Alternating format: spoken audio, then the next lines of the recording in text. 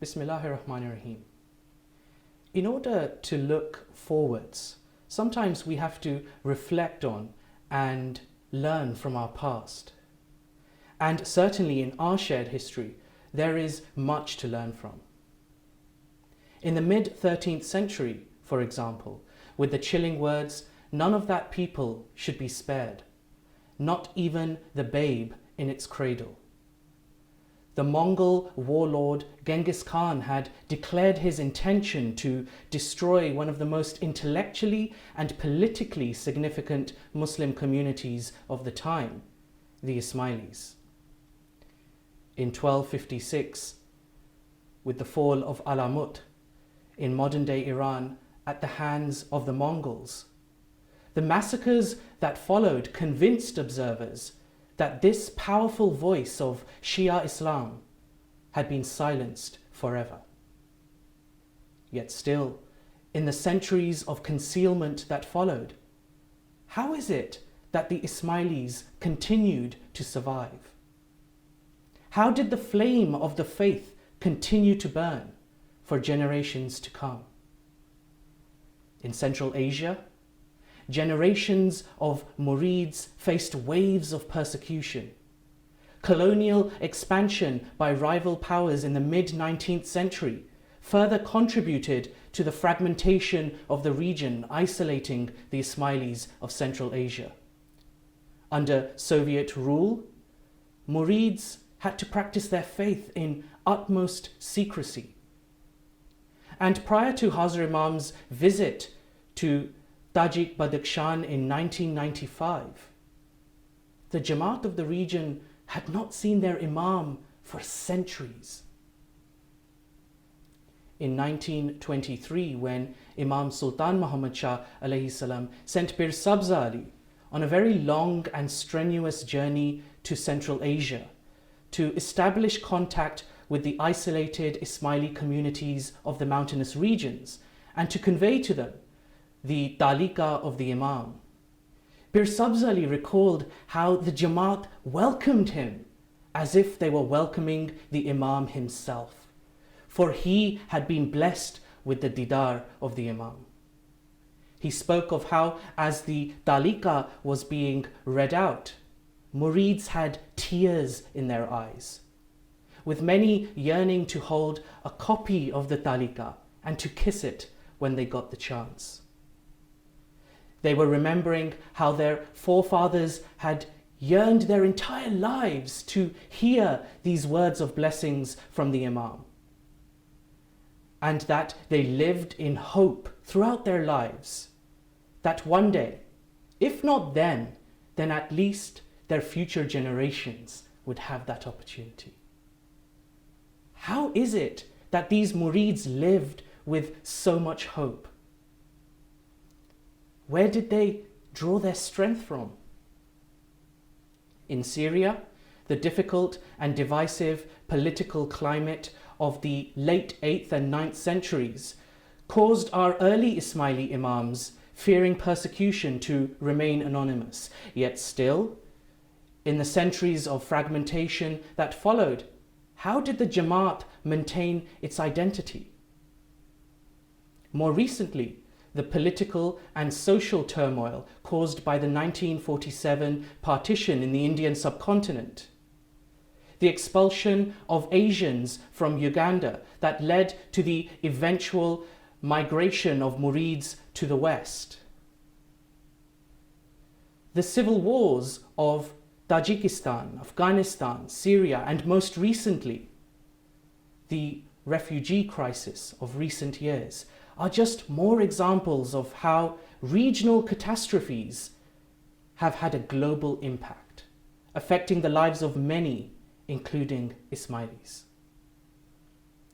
And so, what is common to all these lived experiences, where Ismailis have either been directly persecuted or where they have been affected by their political, social, economic, or natural environments? The common thread here is the resilience of the Jamaat. The ability of the Jamaat to not only overcome their challenges, but to thrive on the other side as well. And this resilience came from their faith, from the unshakable conviction that their Imam was by their side, holding their hand, protecting them, showing them the light, and carrying them through their darkest nights. It was this conviction that allowed them to live with hope and to rebuild their lives with a deep sense of inner happiness. In a speech made at an institutional dinner in New York in 1986, Maulana Hazrat Imam said, and I quote, "I think it would be foolish to believe that there are no problems. Life is made of problems. They occur every day to just about everyone around the world. And I think that it is important that we should simply accept that that is life, and we must live it fully and courageously." Unquote. આપણા જીવનમાં તકલીફ આવે છે, પર આપણે હિંમતથી ભરપૂર જીવવું જોઈએ. But how does one live fully and courageously, particularly in the face of trials and tribulations? You know, some would say that we live in a world full of danger, both perceived and real. And this ever-present threat can often hinder us from being happy. We may be afraid of natural disasters or crime or illness. We may worry about personal failure or embarrassment. We may have suffered a trauma or experienced a loss. Whatever the situation, it can distance us from being happy unless we are able to overcome it. And one of the ways in which we can overcome it, as our Imam reminds us, is by living fully and courageously. You know, research in the field of positive psychology is currently exploring the idea of how certain practices can enhance our well-being, ultimately enabling us to live fully and courageously.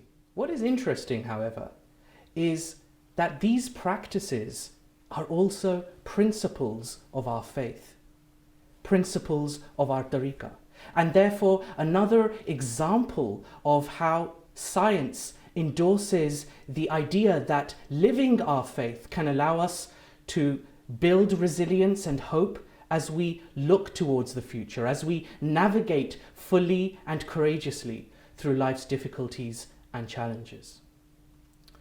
So what are these practices of well-being, these principles of our tariqah? The first is the practice of gratitude. See, there's an old saying that if you have forgotten the language of gratitude, you will never be on speaking terms with happiness. The second practice is the practice of generosity, helping one another, supporting each other to be the best that we can. According to a study conducted by the International Journal of Behavioral Medicine in 2005, it was found that helping others was proven to boost physical happiness. The research further uncovered that volunteering increased feelings of self-competence, was known to improve an individual's mood and also reduce stress levels. And these findings were also reported in the World Happiness Report, published only last year in 2019. The next practice is the practice of positivity. You see, there are many ways in which we can look at our world, but it's the perspectives, the lenses with which we choose to see our world that makes all the difference. The next practice is that of forgiveness, of letting go. You see, forgiveness includes emptying ourselves of any anger, any animosity, any negative feelings, and when we do so, we create a positive energy that allows us to fill that empty space with compassion, kindness, and other such qualities. And therefore, studies show that forgiveness has a direct correlation with physical health. And the fifth practice is that of mindfulness, the practice of being aware of one's own reality, one's true purpose. But how are these practices relevant to me today?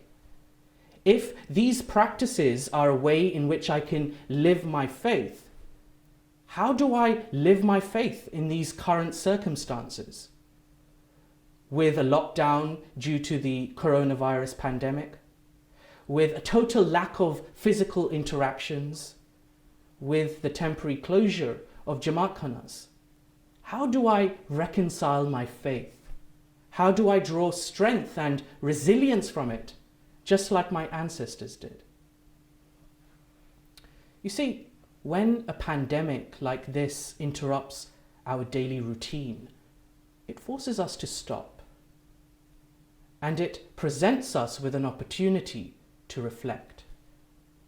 To reflect at a personal level, both outwardly, but also inwardly. At a family level, at a community level, at a human level, and at a spiritual level. And this notion of reflection itself is an act of faith.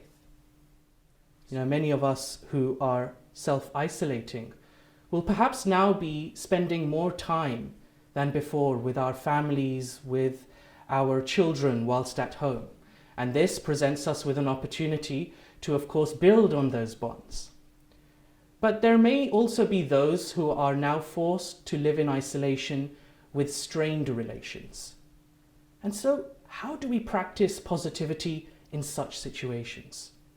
How do we forgive past transgressions and initiate that process of self-healing? Perhaps even extending a hand of warmth, if that is what is required to build on the relations that have strained over the years. It's not easy. No one said it would be. But our faith does encourage us to try and find ways. In addition, there will be members of the Jamaat who are living in complete isolation by themselves, whose normal interaction would have been through work or through social activities or through Jamaat khana. And you see, our institutions, our Jamaati Mukhi Kamriyas, Mukhyani Kamriyanis, and our various boards and committees are working very hard to maintain those connections, particularly with the most vulnerable in our Jamaat. But each one of us has a role to play. Firstly, in being the good citizens that we can be, in following the guidance of our governments. But in addition to that, each one of us has the ability to call in on someone, to check that they are okay, albeit with a simple phone call or a text message. Each one of us has the ability to be thoughtful in our actions. For example, in the way in which we engage in our essential grocery shopping. Perhaps this global situation, like never before in our lifetimes, really shows how interconnected humanity really is. How none of us can truly be free until we are all free. And this presents us with an opportunity to reflect on our interdependence, but also on our dependence on Allah. And therefore, it is the power of prayer, of ibadat, particularly during times of difficulty, that can bring us peace, comfort, and happiness. You see, when we pray, we allow our personal egos to step aside, and we surrender ourselves over to a higher power, asking it to work through us to bring about a sense of balance and healing. I hope that today we have been able to explore how throughout history faith has played such an integral role in the lives of Ismailis, and how faith continues to remain a great source of strength, hope, and resilience as we look towards the future. The faith of our ancestors teaches us that there is great power in prayer. There is immense healing in prayer. Prayer strengthens iman, faith. Faith that can be a source of hope and resilience, particularly during these uncertain times.